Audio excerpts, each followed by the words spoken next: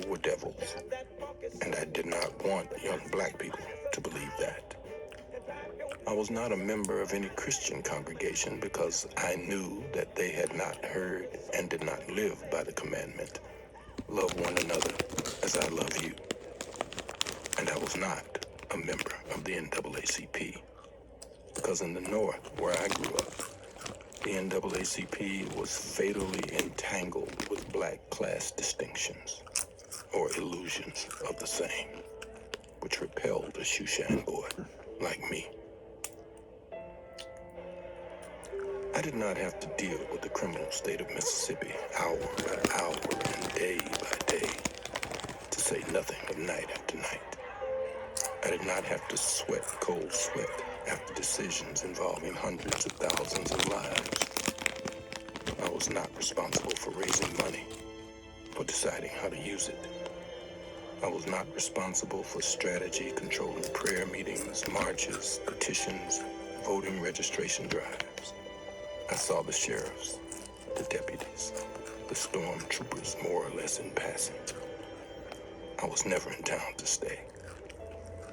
This was sometimes hard on my morale, but I had to accept as time wore on that part of my responsibility as a witness was to move as largely and as freely as possible, to write the story and to get it out.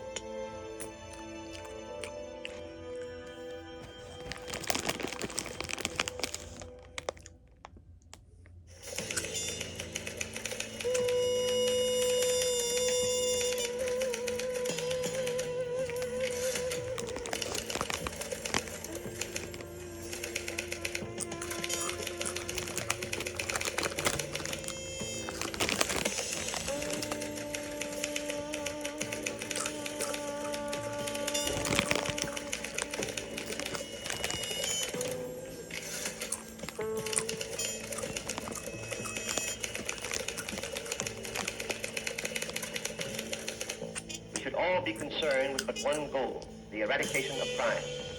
The Federal Bureau of Investigation is as close to you as your nearest telephone. It seeks to be your protector in all matters within its jurisdiction. It belongs to you.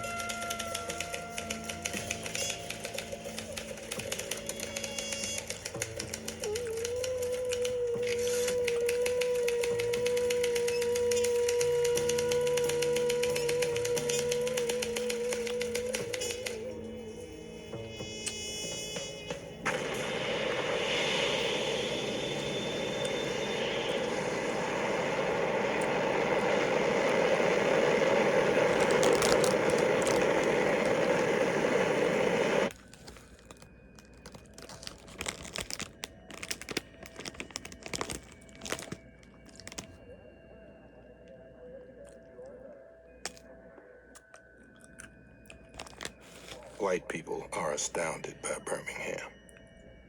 Black people aren't. White people are endlessly demanding to be reassured that Birmingham is really on Mars. They don't want to believe, still less to act on the belief that what is happening in Birmingham is happening all over the country.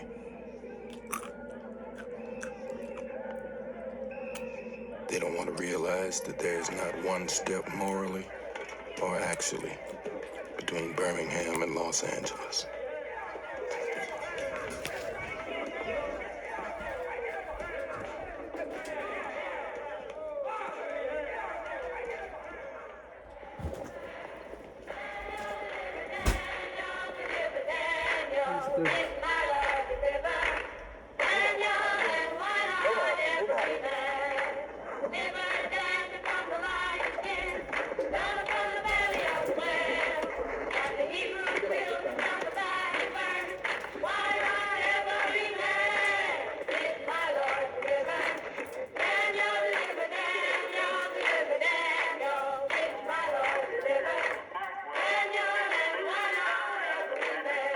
We've invited three men on the forefront of the Negro struggle to sit down and talk with us in front of the television camera. Each of these men, through his actions and his words, but with vastly different manner and means, is a spokesman for some segment of the Negro people today. Black people in this country have been the victims of violence at the hands of the white man for 400 years. And following the ignorant Negro preachers, we have thought that it was godlike to turn the other cheek to the brute that was brutalizing us.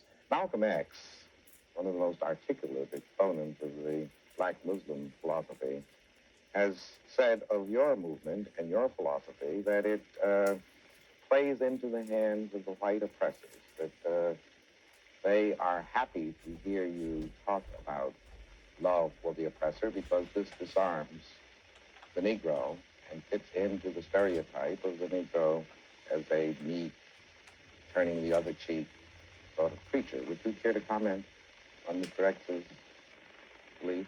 Well, I don't think of love as, in this context, as emotional bosh. But I think of love as something strong and that organizes itself into powerful, direct action. This is what I tried to teach in this struggle in the South, that we are not engaged in a struggle that means we sit down and do nothing. That there's a great deal of difference between non-resistance to evil and non-violent resistance. Martin Luther King is just